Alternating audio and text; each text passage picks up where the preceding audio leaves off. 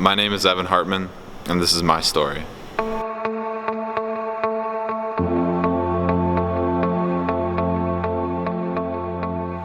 In 2006, my brother Ryan broke our school's Discus record, and then in 2011, his record was broken. That record was one of Ryan's biggest accomplishments, and I know it devastated him. So when I saw the opportunity to go and get it back in the family name, I felt like it was something I had to do. Well, Ryan first started in T-ball when he was 4 or 5 years old, and I coached him in that. And he just kind of progressed from T-ball to rocket football to a little bit of basketball, and just kind of did a little bit of everything until high school when he finally became involved in track. Track and field was a place where maybe he could make his name, and he set his sights on the Discus record. He thought it was within his reach that perhaps he could break it, and he worked hard for 4 years to get to that point. Ryan was a real hardworking, dedicated kid. He set himself goals when he was younger. I think when he was a freshman, he was throwing like 100 feet or something like that in the discus. And his goal was, he looked up at the record board, he wanted that record. He wanted a school record, and he did extra work. I mean, we'd be done with practice, he'd still be out there for an hour or so practicing it. He'd be watching YouTube stuff, he'd be watching videos, he'd read books, and whatever he could to just get better. And his senior year at regionals, I remember he broke the school record and qualified for state, and that was the proudest moment of his career. It was pretty cool. At regionals, I believe it was his last throw, and the record was 139, and he had thrown, I think, about 127, 128 that day. And I can still see him on that final throw. At Constantine, you couldn't see the lines. I was watching. I wasn't aware how far he had thrown it. They stretched the tape out in the ring, and I can still see Ryan right now. Ryan got down, he looks at the tape, he makes his fist like that, and he looked up, and the excitement of reaching that goal was just incredible, I know, for him. When Ryan's record got broken, it was pretty, records are there to get broken. So 5 years after Ryan broke the record, his record was broken. And then Evan decided to take on the task of getting the record back in the Hartman name. I had this record behind me as motivation, and that's what kept me going. It's what kept both of us going through this. We just kept working hard together to get this record back in our family name because we knew that's where it belonged. It's kind of what movies are made of. Seeing what they did, going out in the front yard, and Ryan showing Evan how the form and how to throw it, and hearing the disc clink on the ground. I remember that vividly.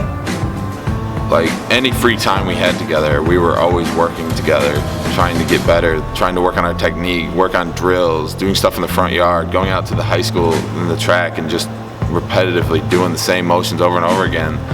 And he was always right by my side, helping me out if I needed any kind of help. He knew what to do for me. You knew why the motivation was there. You knew every step that he took, why he was doing it, and it was special. And I always knew if anybody could break Ryan's record, it would be Evan. But Evan would never do that, because Evan would have never done that to his brother. Evan would have never taken his brother's record away. So if Ryan's record hadn't have been broken, Evan would have never went out for track. He would have stayed with baseball, because he would not have done that to his brother. He would have never broke his record. Middle of the season, my junior year, it happened, and it was only by a couple of inches, but the record was finally mine. He throws 147.7. I did not know what the record was, because it kind of hurt myself when it got broken. I didn't focus on what the record was now. Coach Borg gets his phone out, and he's going, I'll find it, and he's going through his phone. It seemed like 10 minutes, and he's spinning through his phone.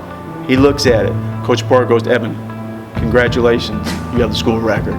When he broke the record at, I think it was No, I know it was. It was at the Rotary Track Meet in Ben Harbor. It was special.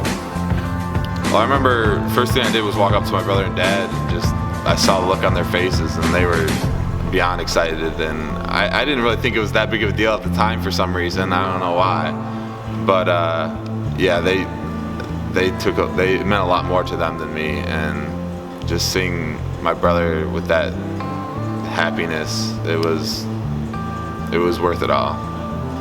When I had won the state championship my junior year, we were about to leave, and I looked at my phone. I had a text from my brother because they had already left, and it said, "Other than beating cancer, this has been the best day of my life."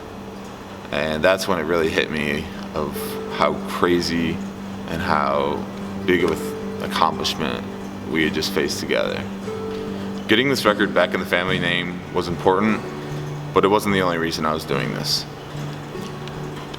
In 2009, my brother was diagnosed with cancer. So Ryan broke the record in 2006. December of 2009, he was diagnosed with desmoplastic small round cell tumor, which is in the Ewing sarcoma family. It's a very rare pediatric cancer. Knew that he was sick. I'm not even sure how we found out, but it was just a big thing around our school system because everybody knew him. Well, I was a mess, and